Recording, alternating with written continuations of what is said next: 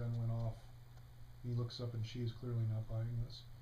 He says, the kid didn't witness it, did you? You don't have anything. He says, well, I've got you and I've got Taggart over here. He says, look, we're standing on a fortune. All you have to do is split it. He said, what kind of fortune are you talking about? These are his bones. He says, stamps, uncancelled stamps. The last hit in Utah was a post office.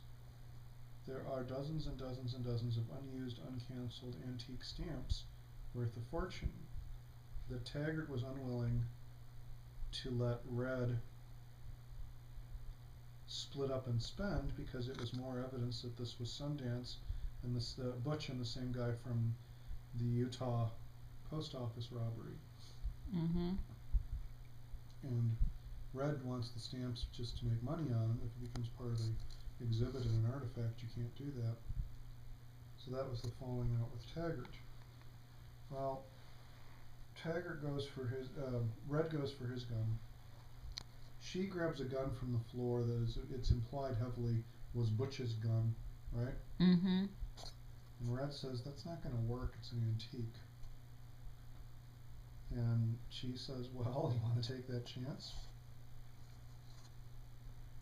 Red ducks to go towards the door and gets bit by a rattlesnake. She fires the gun, wastes the rattlesnake. Red makes it out the door, leaps down the hill into his car, takes off, and abruptly the car rolls to a stop and the horn's going off because the venom acted quickly with him making that exertion, and it killed him where he was.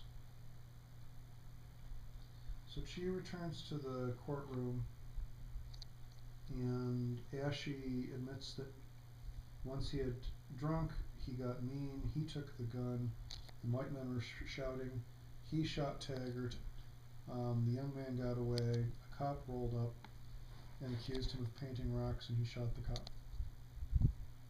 He wants to change his plea to guilty. And it ends with Chi going to Delbert's house with his great uncle to do a healing ceremony.